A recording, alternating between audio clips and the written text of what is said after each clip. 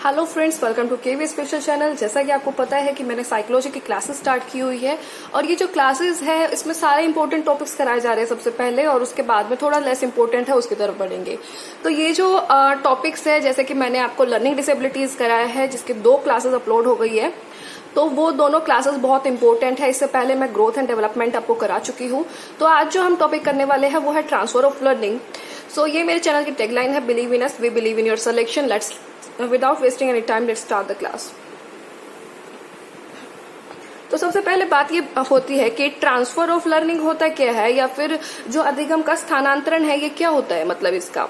तो बेटा ये क्या है कि अगर हमने कहीं पर एक नॉलेज, हमें किसी भी चीज की इंफॉर्मेशन या नॉलेज हमें मिली, कोई भी इंफो या नॉलेज हमने ग्रैब की, ठीक है, चाहे वो आपको क्लासेस में मिली, स्कूल में मिली, कॉलेज में मिली, या फिर अपने फ्रेंड सर्कल से मिली, बाहर मिली, कहीं भी, कुछ भी, ठीक है, इंफॉर्मेशन या नॉलेज आपने सीखी, मिली, आपको रिसीव हुई, और आपने जब फ्यूचर में कहीं लगा कि भाई ये चीज तो मुझे आती है और उसका यूज कर लिया आपने, you are using that thing. So जब आपने अप्लाई किया तो वही आपकी transfer of learning in similar situations में जब आप यूज कर रहे हो पर्टिकुलर नॉलेज को, तो उसे को हम ट्रांसफर ऑफ लर्निंग कहते हैं, ठीक है। सो अगर एक लाइन में कहूं तो when we use the information and knowledge in similar situation, this is called transfer of learning, ठीक है। तो ट्रांसफर ऑफ लर्निंग कितने टाइप्स के होते हैं ये जानते हैं, और विद एग्जांपल्स देखेंगे, और बहुत ही इंटरेस्टिंग सा टॉपिक है और ज्यादा बड़ा टॉपिक भी नहीं है। तो स्टार्ट करते हैं। ट्रांसफर ऑफ लर्निंग बेटा होते हैं बेसिकली 3 टाइप्स के। कितने टाइप्स के होते हैं? 3 टाइप्स के। फर्स्ट जो होता है वो होता है positive transfer of learning, positive transfer. दूसरा होता है हमारा नेगेटिव ट्रांसफर ऑफ लर्निंग, ठीक है, ये आपका सकारात्मक ट्रांसफर हो जाएगा, ये नकारात्मक ट्रांसफर हो जाएगा। और जो लास्ट होता है, जो थर्ड वन है, वो है बेटा zero transfer of learning, zero transfer of learning. So ये है आपके ट्रांसफर ऑफ लर्निंग के 3 types, positive transfer, negative transfer and zero transfer. अब जो पॉजिटिव ट्रांसफर होता है, जैसा कि नाम से ही पता चल रहा है कि आपने कोई लर्निंग या इन्फॉर्मेशन, कोई भी नॉलेज आपके पास है और आपको सिमिलर सिचुएशन फेस करनी पड़ी, तो आप इजिली उसको ट्रांसफर कर लोगे एज इट इज, मतलब ठीक है। तो उसको आपने सीखा हुआ है, आपको कोई परेशानी नहीं होगी, ठीक है, तो वो हो जाएगी आपकी पॉजिटिव ट्रांसफर। अब जो पॉजिटिव ट्रांसफर होती है बेटा, ये होती है 2 तरीके की। पहला होता है वर्टिकल ट्रांसफर। ध्यान से समझना है बिल्कुल, क्योंकि क्वेश्चन इसमें से देखने को मिल जाते हैं, चाहे वो DSSS भी है, चाहे वो KVS है, किसी भी एग्जाम में, चाहे NVS है, चाहे APS है, CTET है, HTET है, व्हाटएवर इट इज। लेकिन ट्रांसफर ऑफ लर्निंग बहुत ही इंपॉर्टेंट टॉपिक है और बहुत ही इंटरेस्टिंग सा और छोटा सा टॉपिक है, तो क्यों ना इसको ध्यान से ही पढ़ ले। सो वर्टिकल ट्रांसफर होता है, और दूसरा होता है बेटा हॉरिजॉन्टल ट्रांसफर। दूसरा होता है हॉरिजॉन्टल ट्रांसफर। अब वर्टिकल ट्रांसफर में और हॉरिजॉन्टल ट्रांसफर में क्या डिफरेंस है ये जानते हैं, ठीक है। वर्टिकल ट्रांसफर में क्या हुआ कि आपने, मान लीजिए क्लास 6th में आपने मोशन चैप्टर पढ़ा, ठीक है, क्लास 6th में आपने क्या पढ़ा? मोशन चैप्टर पढ़ा, और क्लास 9th में भी आपने मोशन चैप्टर पढ़ा।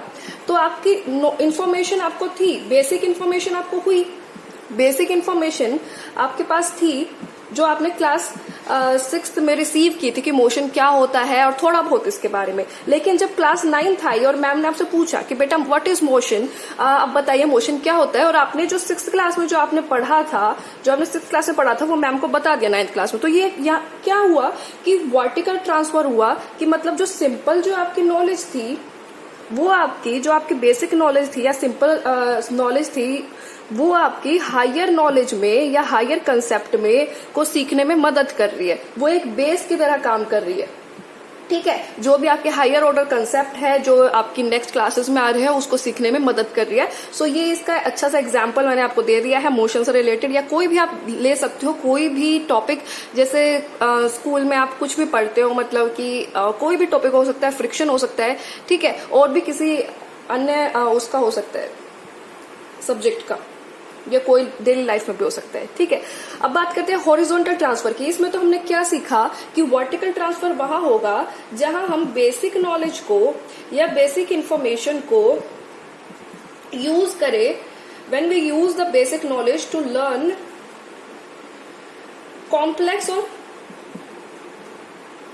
हायर ऑर्डर कंसेप्ट और हायर कंसेप्ट, ठीक है, कॉम्प्लेक्स और हायर कंसेप्ट। नेक्स्ट जब बात करते हैं हॉरिजॉन्टल ट्रांसफर की, हॉरिजॉन्टल ट्रांसफर क्या होता है? हॉरिजॉन्टल ट्रांसफर का मतलब है कि मान लीजिए आप 9th क्लास में है, ठीक है, और आपने फिजिक्स में कुछ न्यूमेरिकल्स किए, या मैथ्स में आपने कुछ कोई चैप्टर किया, और वो मैथ्स वाला चैप्टर का कुछ फॉर्मूला आपका फिजिक्स में यूज हो रहा है, ठीक है। जैसे आप जो टाइम स्पीड एंड डिस्टेंस है, ठीक है, तो स्पीड इज इक्वल टू जो आपका डिस्टेंस अपॉन टाइम है, ये सब तो आपका एक ही क्लास में, मतलब एक ही जगह पर, मतलब 9th क्लास में हो तो 9th में ही आप डिफरेंट सब्जेक्ट्स में इसको यूज कर रहे हैं। डिफरेंट सब्जेक्ट्स में जब आप अपनी नॉलेज को ट्रांसफर कर रहे हो और वो हेल्प भी कर रही है, तो आपका हॉरिजॉन्टल ट्रांसफर ऑफ लर्निंग होगा, ठीक है। कुछ भी इसमें डिफिकल्ट नहीं है, बिल्कुल ध्यान से समझना है कि पॉजिटिव ट्रांसफर ऑफ लर्निंग में क्या होगा कि एक इन्फॉर्मेशन दूसरी जगह पर जब आप यूज करोगे ना सिमिलर सिचुएशन में, तो वो हेल्प करेगी, ना कि हर्डल करेगी। हेल्प करेगी दो तरीके के होते हैं positive transfer, vertical transfer and horizontal transfer. Vertical transfer में क्या होगा कि ट्रांसफर जो आप बेसिक नॉलेज होगी उसको हायर कंसेप्ट या हायर जो आपके टॉपिक्स है या कॉम्प्लेक्स टॉपिक है उनको सीखने में, कंसेप्ट को सीखने में ये मदद करती है वर्टिकल ट्रांसफर। इसमें एग्जांपल मैंने दे दिया है कि क्लास 6th से क्लास 9th में आप उसका बेसिक नॉलेज का हायर कंसेप्ट को सीखने में हेल्प हो रहा है, ठीक है। हॉरिजॉन्टल ट्रांसफर में मैंने आपको बता दिया है कि सेम क्लास में हो और फिजिक्स की चीज मैथ्स में, मैथ्स की चीज फिजिक्स में आप यूज कर पा रहे हो, तो वो क्या हो गया, आपका हॉरिजॉन्टल ट्रांसफर हो गया। दोनों में क्या हो रहा है, पॉजिटिव लर्निंग हो रही है, क्योंकि इसमें आप इजिली आप सीख रहे हो, एक दूसरे को कनेक्ट कर पा रहे हो और उसको आगे सीख रहे हो, इन्फॉर्मेशन को, नई इन्फॉर्मेशन आप ग्रैब कर पा रहे हो। नेगेटिव ट्रांसफर, अब नेगेटिव ट्रांसफर में क्या होगा कि भाई आपको नाम से पता चल रहा है कि ये नेगेटिव ट्रांसफर है, कुछ ना कुछ इसमें नेगेटिव जरूर होगा। तो इसमें क्या होगा कि जब हमने प्रीवियसली जो हमने नॉलेज अचीव की थी, ठीक है, कुछ हमने पहले सीखा, तो और हमें आगे क्या होगा कि वो हर्डल बन जाए न्यू लर्निंग में, ठीक है। When knowledge of one thing becomes hurdle in the learning of new और further knowledge, when knowledge of, एक लाइन में कहूं तो जो आपने ज्ञान अर्जित किया है वो आपका रुकावट बन रही है आगे फर्दर नॉलेज को रिसीव करने में।